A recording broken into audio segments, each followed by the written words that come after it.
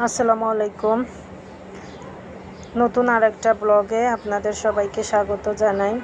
যে যেখান থেকে আমার ভিডিওটি দেখতেছেন সবাইকে অসংখ্য অসংখ্য ধন্যবাদ। আর যেই ভিডিওটি দেখবেন ফুল ভিডিও দেখে সুন্দর করে একটা গঠনমূলক কমেন্ট করে যাবেন।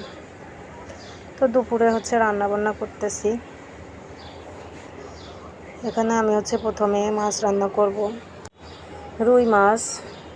আমি সজনে ডাঁটা, আলু, টমেটো দিয়ে মাছ রান্না করব। তো সজনে ডাঁটা, আলু তো মশলা কষানোর পরে সবজিগুলো সুন্দর করে কষাই নিচ্ছি। আমি কিন্তু সজনে ডাঁটা দিয়ে কখনোই মাছ রান্না করি নাই, এই ফার্স্ট রান্না করতেছি আজকে। তো তরকারিটা কষানোর পরে পরিমাণ মতো পানি দিয়ে নিয়েছি। বলক আসার পরে মাছগুলো দিয়ে দিলাম। তো আমার তরকারিটা প্রায় হয়ে গেছে, নামাই নিব। নেওয়ার পরে আমি একটা ভাজি রান্না করব। এটা কলা গাছের মধ্যে থাকে, আমরা বাদাইল বলি। এখন অনেকেই এটা এক এক জায়গায় এক এক নামে চিনে, যে কোনো জিনিসই। তো সেটা আর কি ভাজি করব। একবারে কুচি কুচি করে কেটে নিছি। কাটার পরে তো ভাজি যেভাবে করে ঠিক সেরকম করে বসাই দিছি। এই ভাজিটা কিন্তু খাইতে অনেক মজা লাগে, কাটতে একটু কষ্ট আছে। এটা খাওয়াও অনেক উপকার, শরীরের জন্য খুব ভালো। তো আগে খাইতাম না, এখন খাই। আর ভাজিটা মজাই লাগে। তো আমার ভাজিটাও প্রায় হয়ে গেল, নামাই নিয়ে তারপরে আমি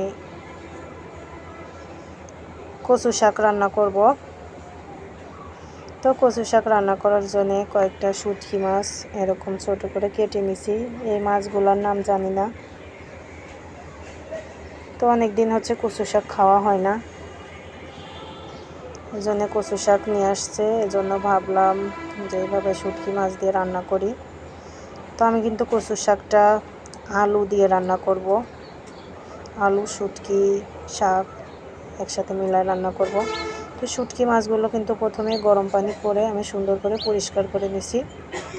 তারপরে প্রথমে তেল দিয়ে শুটকিগুলো তেলের মধ্যে একটু ভেজে, এরপরে পেঁয়াজ, রসুন আর পরিমাণ মতো সবগুলো মশলা দিয়ে দিছি।